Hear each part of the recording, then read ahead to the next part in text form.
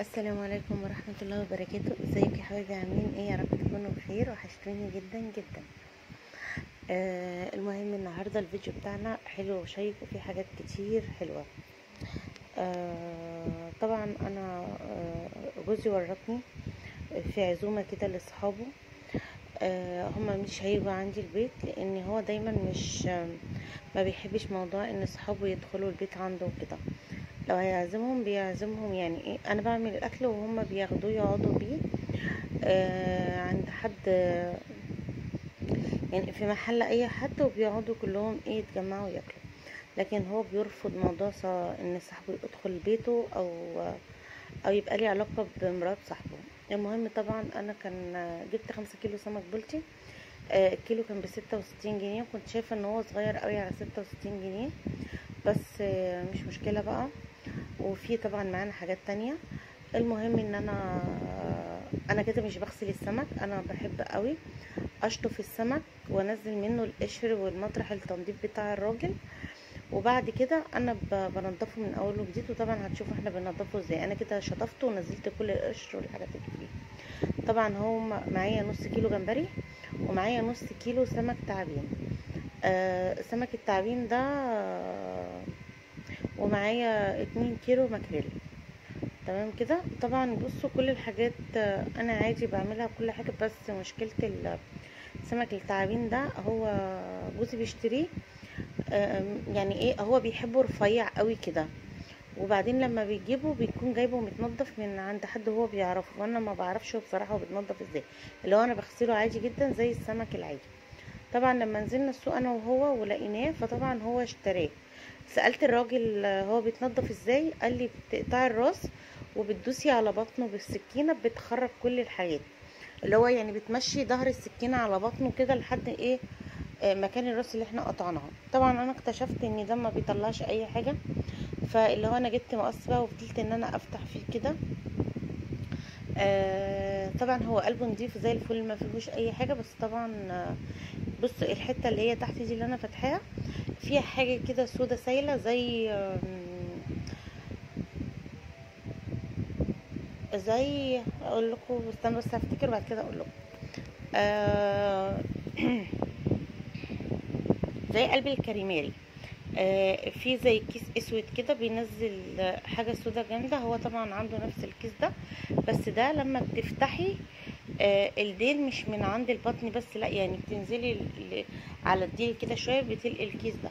بس فانا طبعا بمسك البولتي بقشر الحته اللي عند الراس بيبقى الراجل سايبها، والحته اللي عند البطن برضو الراجل بيبقى سايب القشر فيها، وبمشي عليها السكينه كده، وبشيل في سلسله من الدم كده بتبقى في بطنها عند الشوكه اللي في النص. طبعا بشيلها عشان ما تنزلش دم تاني. لو فضلتي تغسلي في السمك كل شويه وما شلتيش اصلا العرق ده اللي بيبقى بتاع الدم، بيفضل ينزل كل شويه. تمام كده. طبعا احنا النهارده انا دايما كنت بحط خلطة سمك، بعمل كمية واحطها بستعمل منها. الكمية اللي عندي كانت خلصت، فانا هعمل كمية تانية. الكمية التانية طبعا عندي فلفل حامي، وعندي ليمون بقشره، وعندي توم. هبتدي اضرب كل الكلام ده مع بعضه. الكبه دي للاسف هي بتاخد الليمون، خلاصه الليمون من جوه، وبتبقى سايبه القشر. مش عارفه ليه، يعني هي كانت حالفه براس مين ما تعمل القشر، والقشر بيدي ريحه حلوه جدا في خلطه السمك. تمام كده. طبعا هنبتدي ان احنا نتبل السمك، ملح وفلفل وكمون وكزبره وشويه بهارات. طبعا دي الخلطة بتاعتنا اللي انا بحطها: ملح وفلفل وكمون وشطة وكزبرة وشوية بهارات. ودي اللي انا بحطه، التتبيلة عامة اللي انا بحطها. انا ما بحبش احط خل. لو انتي بتحبي تحطي خل ده براحتك انتي طبعا.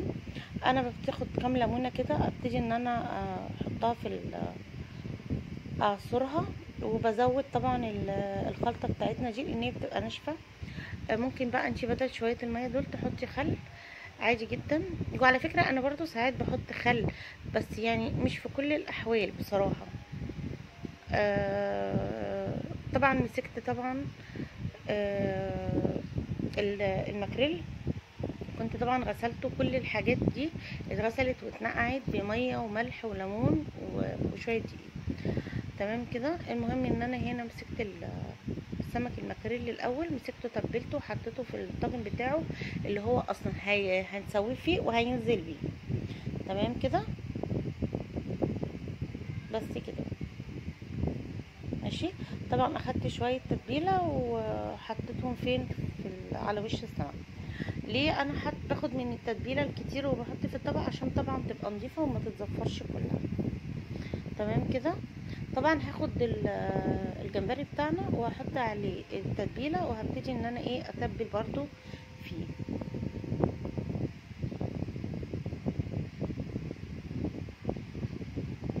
وطبعا برضو هجيب طبعا سمك التعابين وهبتدي احط عليه برضو التتبيله كده، واروح ايه برضو متبلاه بنفس الشكل، لان طبعا دي حاجات كلها بتاخد وتدي مع بعضها كده.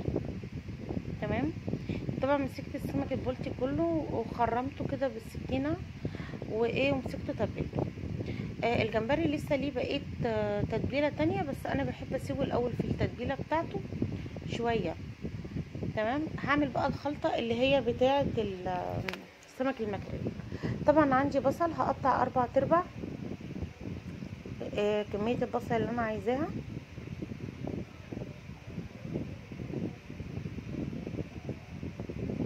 هو البصل بس اللي معايا كان رفيع، ولو عايزه برضو تحطيه في الكبه عادي جدا براحتك يعني. طبعا مسكت برضو الطماطم والفلفل خرطتهم وحطيت عليهم معلقه من التتبيله.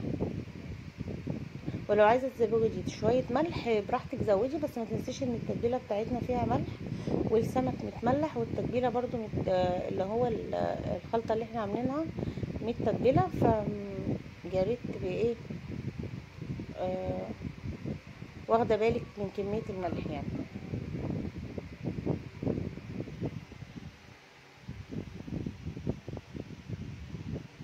عايزه احطهم واحده عكس واحده، بس ايه اللي هو يعني تحس ان هو اتلخبط يعني. بس كده هنبتدي ننزل عليهم بكميه الحاجات اللي علينا. هنقطع ليمون وننزل بشويه زيت على الوش وخلاص على كده. ونحط حوالي كوبايه ميه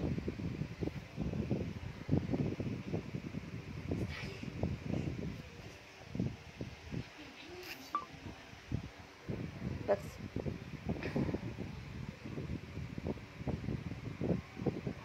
طبعا عايزه تحطي تحتها بطاطسيتين مفيش مشكله،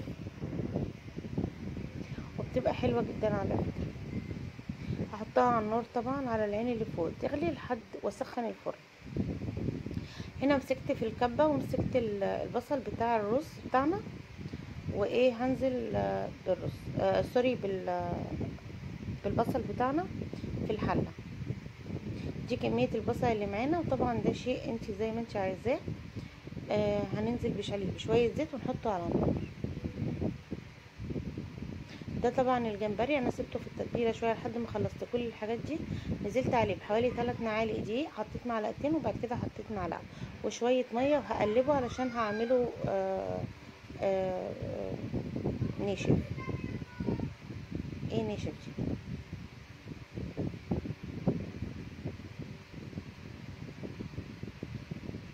رجعت حطيت تاني معلقه دقيق لان حسيت ان الميه كانت خفت. تمام كده. هنركنها وخلاص كده كل حاجه بقت على العين.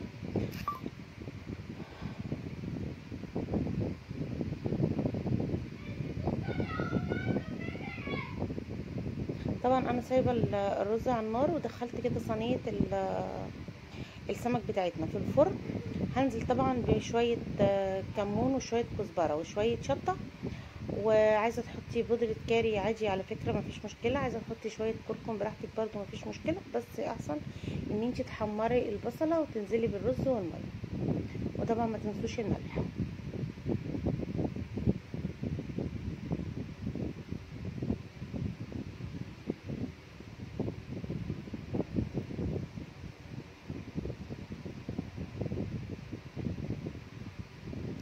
طبعا بقول لكم ما تنسوش الملح. يبقى حاطين على الرز ايه، شويه ملح وشويه فلفل اسود وشويه شطه وشويه كمون وشويه كزبره وشويه بهارات برضه.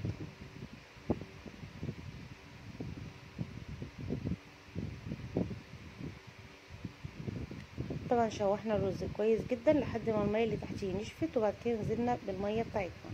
ونخلي بالنا كويس جدا ان الميه في الرز بتاع السمك زي الرز الابيض ما بياخدش ميه كتير وبيعجن بسرعه، فدايما نحط العيار ناقص شويه. ولو حبيتي لقيتيه مش مستوي بتحطي له بق ميه وبتكتميه وهو بيستوي على فكره. بس الاهم حاجه ان انتي ما تحطيش عليه ميه جامده وفي الاخر تلاقيه عجن منك. طبعا السمك بتاعنا هبتدي ان انا اقلي، ودي طاسه السمك بتاعتي حطيت فيها السمك للاسف ومش عارفه ليه لزق، رغم ان اول مره يحصل كده.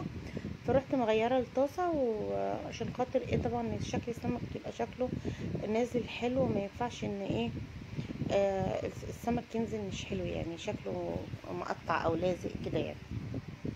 جبت صينيه اللي هنزل بقى عليها الاكل، فرشت فيها كنت جايبه من السوق جرجير وكزبره، كنت غسلاهم ونقعاهم وحطيتهم في فوطه ينشفوا كويس جدا علشان خاطر ايه الفوطه تتشرب الميه بتاعتهم. وفرشتها في الصينيه اللي هينزل عليها مجموعه الاسماك دي. ماشي. طبعا انا بجيب لو ما عنديش ورق ابيض بطلع عليه الحاجات او مناديل، بجيب مصفى زي كده وبحط عليها من تحت اي حاجه، وبروح حاطه السمك على بطنه اللي هي الحته المفتوحه، بيقوم منزل كل السوائل اللي هي بتبقى طالعه من الزيت والحاجات دي، وترجعي تنقليه على طبق نضيف بيبقى من غير زيت طبعا.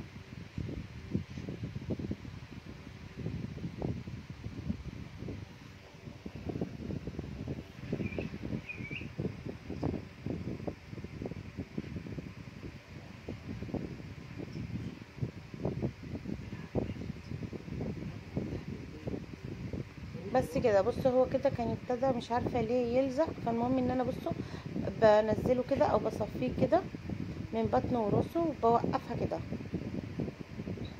ولما اوقفها كده هي خلاص طبعا بتنزل كل الزيوت اللي فيها. بصوا هنا بقى لقيتها هتبتدي تلزق وهيبقى شكل السمك مش حلو. بسرعه رحت مغيره الطاسه، وطبعا بقيه السمك كان نزل زي الفل ما فيهوش اي حاجه.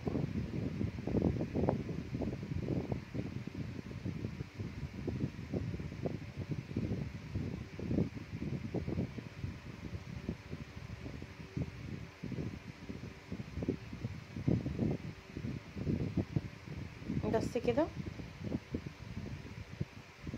وطبعا نديكوا برضو شفتوا السمك اهو زي الفل ما كانش فيه اي حاجه. بصفي اول باول واروح حاطه واروح رصه على الصينيه بتاعتنا.